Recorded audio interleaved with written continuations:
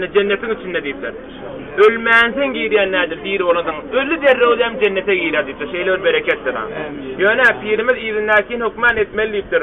33 mertebe Subhanallah, 33 mertebe Elhamdülillah namazdan son, 33 mertebe Allahu Ekber, ya 34 mertebe. 10 mertebe La ilahe illallah, 10 mirlensin Muhammed Resulullah demeli. Peygamberimizden mübarek adi geçti deyip 10 mertebe salavat. Allahümme salli ala seyyidina Muhammedin ve ala alihi ve sahbihi ve sellem demeli. 100 mertebe estağfirullah demeli. Estağfirullah günahını dilemeklik, ingremeklik. Haydi bir milletken tövbe etse, estağfirullah deyse, onlara hiç vatam azap gelmer. Kur'an'da Huda Teala fermaş etiye. وَمَا كَانَ اللّٰهُ مُعَذِّبَهُمْ وَاَنْتَ ف۪يهِمْ وَهُمْ يَسْتَغْفِرُونَ. Huda Teala hiç vatam o milletleri azaba tutmar diye. Ya Resulullah sen onun arasında olsan diye. Ve onlar da günahını Huda'dan dilap alıp durdular diye, istiğfar ettiler diye. Aramızda peygamber yok ni. Azabı koruyan zat ne ameliye dine? Tövbe etmeklik, günahdan nem çekilmek, estağfirullah demek doğrular. Bir adam dem estağfirullah'ın kânaysa. Hazreti İmam Hasan-ı Basri'ga ehl-i sünnetin baştaki olan büyük adamı takriben Peygamberden sonra 80 yıl sonra dünyadan geçiyor. Hazreti İmam Hasan Basri'den soruyorlar. Ben diye günahımı dilecek diye, onunla istiğfar et diye. Yeni bir adam geliyor, başka bir yerden Hazreti İmam Hasan Basri benim yurdumda yakın ak diye. Estağfirullah diye. Yeni biri geliyor, bizim diye malımız, mülkümüz, ırzkılımız iken ona ak diye, uğrup giden ak diye. Estağfirullah diye. Biri geliyor, benim çağım yok, erkek olanım yok, evladım olanak. Estağfirullah diye. Yeni biri geliyor, bizim demi kuyulamız, akarsuğulamız, çeşmelerimiz kuruydu. Estağfirullah diye. Yeni biri geliyor, bizim ekeralamız olmadı. Estağfirullah diye.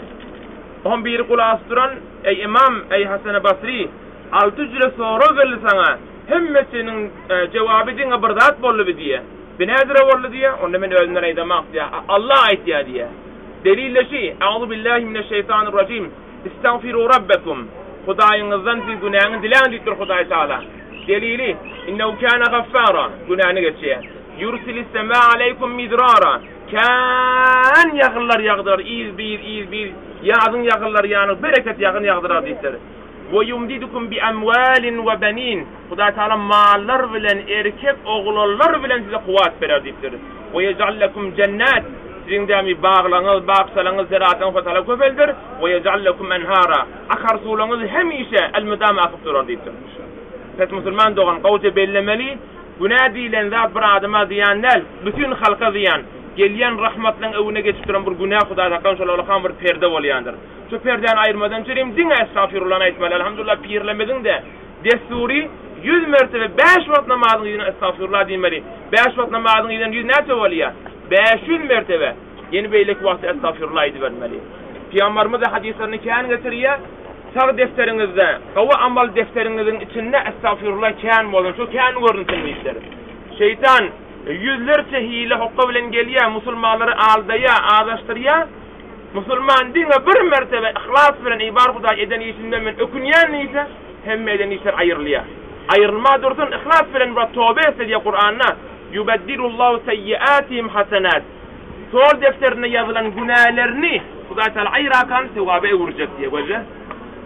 Aradan ayırma dursun bedelini Huda Teala vuruyor. Pes Müslüman adam hem işe tövbe etmeli. Peygamberimizin mübarek hadisinde fermaş etti. Hemme Adem oğulların ayağı tayyandır diye. İnki kavay ayakları tayyan adam derrev tövbe eten izin tapyan yerde. Hemmemiz günahkar. Gıybet olsa yen bara ayar, töhmet olsa bara ayar, namerhem olsa eda ayar, birinin hakkını tecavüz eda ayar, emme yine Hudaya karşı yıngışarmalı doğrular, Hudaya karşı yıngışarmalı.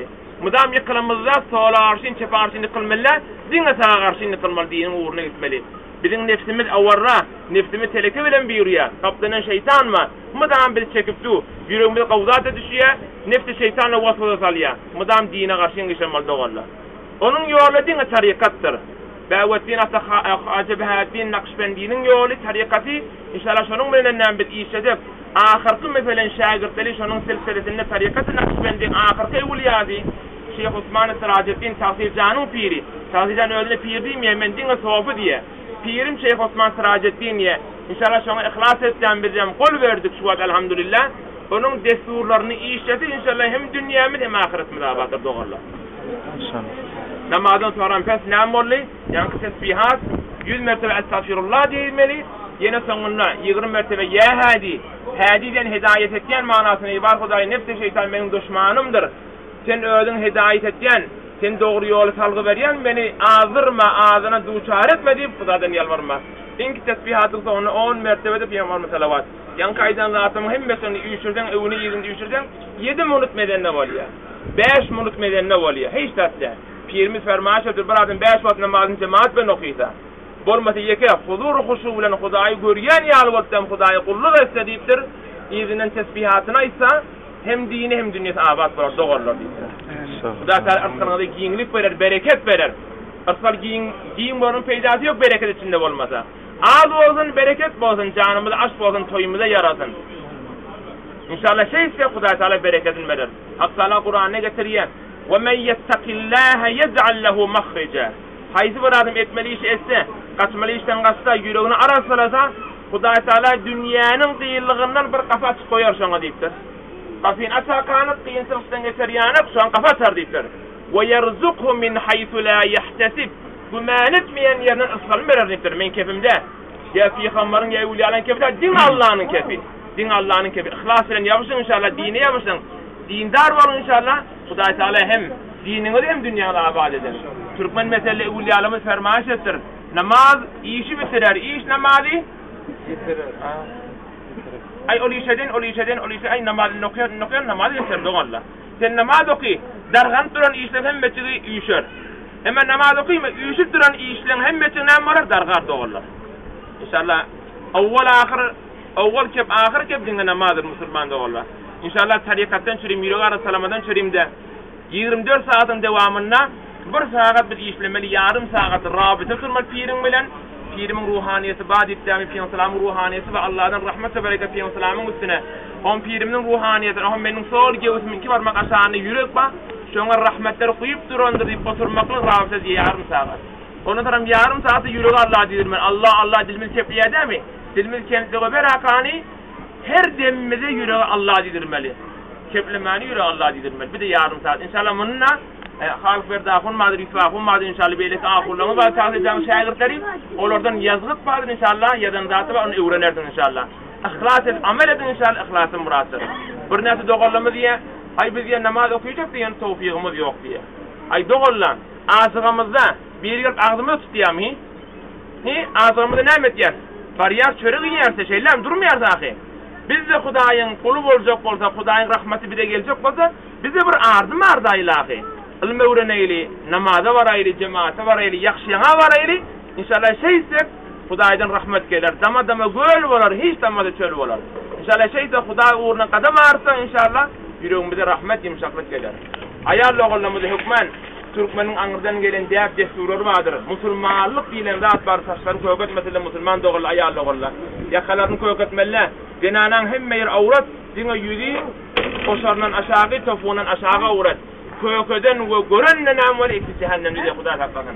Biz aňyrdan gelen elhamdülillah asly şundan bir diýip desturly bolan şeýle bir baý millet elhamdülillah. Hükmen köýletimiz yeňli bolsun, yeňi uzun bolsun, ýarly bolsun, darda taşyp bolmasyn. Tasymyzy ýaka boýlamyzy köýetmän hiç bolmadan agdymyz ýaşmakly bolsun. Denanatyň adamsyna halallyr. Adamsy bilen näme rahat bolmaly, emma başga ýerde hükmen örtügli bolmaly musulman dogullar. Bizim adımız avraymy namusçanlyk bilendir, batyrlygymyz bilendir, gowy ahlak edeplimiz vardır. İnşallah siz hükmen şonki baýlygymyz diýerdiň inşallah. İnşallah tahsirin salamyny gelleňiz, tahsiri görjekdämini, tahsirin diýen zat bilen bolun inşallah. Bugün köýnek en hükmen tasnatyr köýetmän hiç wagt. Oğrulları küçük wagtynda dämi Türkmeniň öz olurlan bir aňyrda bir giyin köýnekler bar, nakşly. Şu Türkmeniň şöyle anýaklary geýmeli. Taşlaryna tümmert ýaly, şöyle Peygamber sallallahu aleyhi ve sellem mübarek hadisi var. Ahirde many denalar gelir diye. Saçlaryny tümmertden kelleleriniň üstünde eýni dünýäniň örküsü ýanyp eder. Olar beheşte girmä dursun. Beheştiň ýygy 500 ýyllyk ýoldan köküýüp duran, burnu degip duran. Şoňa diýilsilmer diýdi Hudaý haqqan dogalla. Ey wara habardar bol musulman dogan. Siz diňe inşallah Hudaýyň goly, Allahyň dem bendesi, Peygamberimiň ummatdämi, siz inşallah şu dine dogurdurun, Saçlaryňyzy öýrün. Saçlar tümmertinin peýdasy ýok, saçlaryňy köýetmän. Hatda namaz okyma farzymy?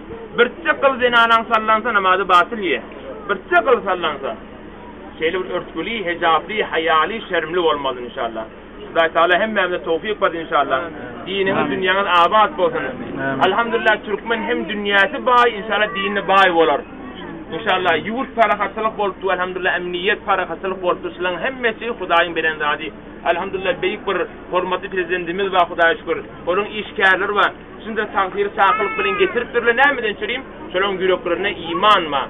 Mescitler, cumgalar, bayramlar elhamdülillah ulu derecede tutulupdy. Elhamdülillah şunun kadryny bilmeli. Hayır dua etmeli, Hudaý Taala şundan beýlek göstersin inşallah. Ozal kıyaqday gözlemeli, bu az kıyaqday gözlemeli. Sazıcan mudan fermayiş etiye. Türkmenin özçi, yer bilen asman nimeyin, yer bilen arş yanak diye önkü zaman bilen fark etiye doğallar diye. İnşallah şunun devamı dedin Allah'ın diyen etmedir, Allah'ın diyen etmedir ha. Hudaý Taala haysi milletler Allah'ın diyenden gayrı dursa, Allah'ın gücü, kaharı heverekendir. Allah'ın hiç vakt şoğuysa oyunu yoktur. Alem cihan oyunun çürüm yaradamak, dine kulluktan çürüm yarattım diye Müslüman doğallar. Hudaý Taala hemmeme tevfik versin inşallah canınıza, yaşın uzak bolsun. Tağtitan öyle namazı selim durarsız günne eğren turmağın nira küçük bolsan daha çok bolsan inşallah öyle namaz medenede gelersin inşallah. Öyle de inşallah yarım saat medene sonra inşallah görüşersiniz. Hudaý Taala hemmeme tevfik versin inşallah. Bir hayır duadır hamdahon tağtirin oğlu. Näme diliniz bolsa dini dünya inşallah yüreğinizi alın. Hudaý Taala inşallah hastaňyzy berer. Amin. Amin. Bize bir yana yoğlaktı. Takriben yarım saatlik iyice aldık. İnşallah bize ne bağışlarsınız da.